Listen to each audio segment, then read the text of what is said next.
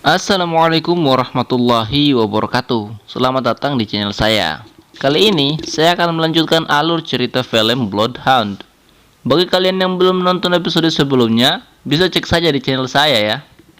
Oke, tanpa banyak cincong lagi, ayo kita langsung ke ceritanya. Episode 2 bermula di sebuah rumah sakit, tepatnya di ruang UGD. Saat ini, Kim Gun-woo sedang dijahit luka sayatan wajahnya oleh seorang perawat. Dia terus-menerus mengepalkan tangannya karena merasa emosi dengan keadaan yang menimpanya. Jam 11 malam, selesai pengobatan, Gun-woo langsung bersiap untuk kembali ke rumahnya. Dengan langkah pelan, dia pergi menemui ibunya di ruang tunggu. Ibunya terlihat sangat sedih melihat luka yang ada di pipi Gun-woo. Tapi mau bagaimana lagi, semuanya telah terjadi. Scene berganti. Keesokan harinya, Gun-woo pergi ke sebuah rumah sakit yang lebih besar untuk penanganan lebih lanjut. Si dokter merekomendasikan Gun-woo untuk melanjutkan dengan menghilangkan bekas lukanya. Tapi karena merasa kekurangan biaya, Gun-woo dengan halus menolak hal tersebut. Saat keluar dari ruang pengobatan, Gun-woo sudah ditunggu oleh Woo-jin. Si Woo-jin setelah melihat luka Gun-woo, dia mengajak Gun-woo untuk melaporkan hal ini ke polisi. Namun, Gun-woo teringat ancaman Pak Kim. Jika dia melapor, ibunya akan mati. Ngeri nggak tuh? Pembahasan mereka berlanjut hingga ke kontrak yang telah ditandatangani oleh ibunya Gun-woo. Ternyata di dalam kontrak itu, ada bagian yang ditulis dengan huruf yang sengaja dikecilkan agar tidak mudah dibaca, yaitu pembayaran harus tiap minggu 10% dari total pinjaman. Jika lewat akan naik 20%, begitu seterusnya. Hingga hutang yang tadinya cuma 50 juta, sekarang naik hingga 100 juta won. Pokoknya itu penipuan lah. Untuk menyenangkan Gun-woo, Woo-jin mengajak Gun-woo untuk pergi makan, dan dia yang akan membayar. Gun-woo pun meminta daging sapi. Sekedar informasi bagi kalian semua, harga daging sapi adalah yang tertinggi lah untuk di Korea. Di tempat lain, Gun-woo menelepon ibunya dan memberitahu kalau kontrak itu memang berisi pernyataan yang menjebak. Dan mereka itu profesional, maksudnya si penipunya. Wajarlah kalau ibu si Gun-woo ini tertipu. Di sisi lain rumah makan tersebut, Woo-jin sedang menelepon seseorang untuk meminjam uang yang nantinya digunakan untuk membantu si Gun-woo sambil setengah memohon. Baik banget teman yang satu orang ini. Dengan perasaan tidak berdaya, Gun-woo menangis di meja makan karena mengingat jasanya si Woo-jin. Selesai makan, mereka berdua pergi menemui temannya Woo-jin tadi. Dan temannya memberikan pinjaman kepada Gun-woo sebesar 100 juta won dengan bunga rendah. Dengan syarat, Woo-jin harus kembali bekerja dengan mereka. Jadi rentenir ini. Karena bisnisnya sedang naik daun saat ini. Dia ini seperti rentenir juga lah begitu. Sementara mereka berdebat, Gun-woo mengambil keputusan untuk menolak pinjaman tersebut. Karena syaratnya itu, Woo-jin harus kembali bekerja dengan mereka yang notabene-nya memukuli orang lain. Mereka berdua pun pergi dari situ setelah adu nyali sedikit. 장난도 봐요.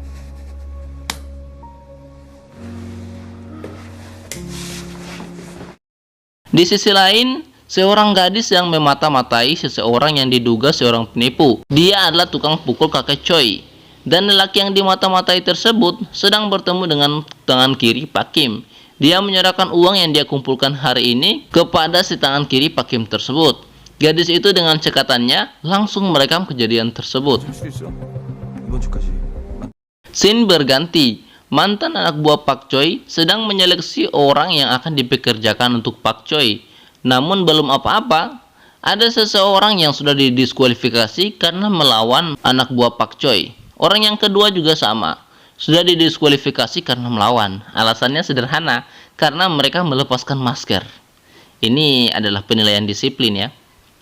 Yang ketiga, tinggi, berat badan, dan landasan bela dirinya jelas. Dia berlatih kickboxing dan hapkido. Pokoknya bagus lah dari segi bela diri. Tetapi ditolak karena dia cedera lutut saat bermain voli. Merasa tidak terima ditolak, dia mencoba kasar kepada anak buah Pak Choi. Dan yang terjadi, ya tahulah, melawan seorang marinir. Ternyata sekarang dia ini seorang marinir lah begitu. Yang dulunya adalah rentenir, sekarang marinir. Dan saat sedang santai, dia ditelepon oleh Wojin. Tidak ada kata lain yang dia ucapkan, hanya datang kemari. Dan bisa kalian lihat, Wojin dan Gunwo berlari di tengah kota seperti orang kesetanan karena telepon dari abangnya inilah. Ketika bertemu dengan anak buah Pak Choi, dia pun bercerita tentang direktur bank. Orang yang bisa mengeluarkan 1 triliun dengan sekali telepon di Korea sana. Dan orang yang mengenal direktur bank adalah Pak Choi yang pernah melihat wajahnya direktur bank ini. Pokoknya, sebelum dia bercerita tentang lowongan pekerjaan yang dibuka Pak Choi, dia memuji-muji Pak Choi dulu lah begitu.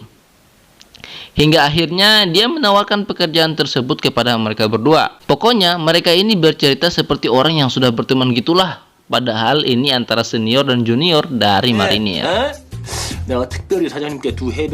Di tempat lain, Pak Kim sedang bermain golf di sebuah ruangan lah begitu. Dia dan anak buahnya sedang mengatur rencana untuk bertemu dengan Pak Hong, anak orang kaya dalam rapat yang akan kalian dapati kalau kalian nonton episode pertama. Scene berganti pada Pak Kim dan Pak Choi. Dia sedang melihat-lihat berkas Gunwo dan Wojin. Menurut dia, dari segi fisik dan semangat, Gunwo sudah bagus. Dan sopir Pak Choi merekomendasikan Wojin yang notabene-nya pernah kerja di bidang rentenir. Pokoknya kalau mereka berdua gabung jurus, cocok lah begitu. Dia pun mengatur pertemuan dengan Gunwo. Namun tanpa sepengetahuan dia, Gunwo datang dengan Wojin mengendarai kendaraan unik seperti di video ini. Ketika masuk di restoran, Wojin ditahan oleh si Koki. Kayak gimana ya, ngeri-ngeri aktor di film ini. Wojin sempat kebingungan lah dengan keadaan ini. Tetapi tetap tenang karena melihat ada bodyguard dan ada foto para Yakuza. Di dalam ruangan pertemuan, Gunwo bertemu dengan Pak Choi. Mereka berdua berbicara panjang kali lebar tentang mengawal anak angkat sekaligus tukang pukul Pak Choi, tentang masa lalu Gunwo dan juga tentang masa lalu Pak Choi. Banyak lah pokoknya. Dan intinya dia merekrut Gunwo sebagai pengawal Hyung-ju yang anaknya si Pak Choi ini. Malam harinya, Wojin dan Gunwo serta ibunya Gunwo makan malam di rumahnya Gunwo. Dan ibunya Gunwo sangat berterima kasih karena Wojin membantu Gunwo untuk mencari pekerjaan dan sekaligus pinjaman lah begitu. Ketika sedang asik-asiknya mengobrol, sopir Pak Choi datang dan membawa uang 100 juta won untuk Gunwo. Ya tentunya untuk melunasi hutang Gunwo. Dengan dalih uang muka kerja selama 2 tahun. DP-nya gede ya untuk pekerjaan ini. Setelah Pak sopir pergi, sebelum masuk ke rumah, Gunwo menyanyi dulu di depan pintu rumahnya karena senang tuh. Kalian lihat aja ya. Setelah itu, Gunwo membawa masuk uang tersebut dengan sebisa mungkin tersenyum kepada ibunya. Dia menyerahkan uang tersebut kepada ibunya dan tentu saja ibunya Gunwo menangis karena merasa telah menghancurkan mimpi Gunwo menjadi seorang petinju. Sedih banget keluarga ini. Di tempat lain, Pak Kim akhirnya bertemu dengan Pak Hong. Mereka pun saling kenalan dan minum bir bersama. Pak Hong membawa sepupunya yang seorang polisi dan merupakan anggota terbaik lah begitu, bernama Pak Min. Sepertinya di sini mereka berencana membuat Pak Kim mabuk.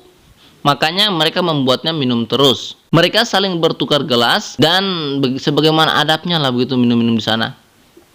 Setelah Pak Kim minum, terus diganti dengan Pak Min, terus dengan Pak Kim lagi. Dan ketika hendak giliran Pak Hong, dia mengelap dulu gelas yang pernah diminum oleh Pak Kim, baru disuruh mengisi gelasnya. Pokoknya mereka merendahkan Pak Kim lah begitu. Mereka mulai taruhan minum. Setelah mabuk setengah, mereka mulai bercerita. Sebelum semuanya, mereka mulai dengan menghina Pak Kim, perusahaannya, dan lain sebagainya. Pak Kim hanya menanggapi itu semua dengan tenang dan tetap tersenyum. Sebelum pergi, dia mengancam akan membunuh Pak Kim jika Pak Kim itu bermain-main lagi dengan nama keluarganya. Ini menunjukkan the power of money and glory nih. Pagi harinya, Gunwo pergi bekerja ditemani Wojin yang juga ingin bekerja di tempatnya Gunwo. Pak Choi tersenyum melihat jam tangannya ketika melihat Gunwo dan Wojin sampai. Karena menurut dia, si Wojin dan Gunwo ini adalah orang yang disiplin waktu. Janjinya jam 10, mereka datangnya jam 9.50. Bagus lah pokoknya. Di dalam ruangan, Wojin sedang mempresentasikan dirinya untuk bisa diterima kerja oleh Pak Choi.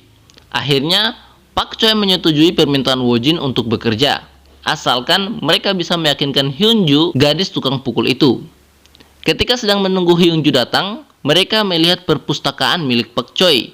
Dan ketika hendak mengambil sebuah buku, Wojin tidak sengaja menjatuhkan uang yang diisi dalam kardus berbentuk buku tersebut. Dan betapa terkejutnya mereka, semua buku di situ bukanlah buku asli, melainkan uang.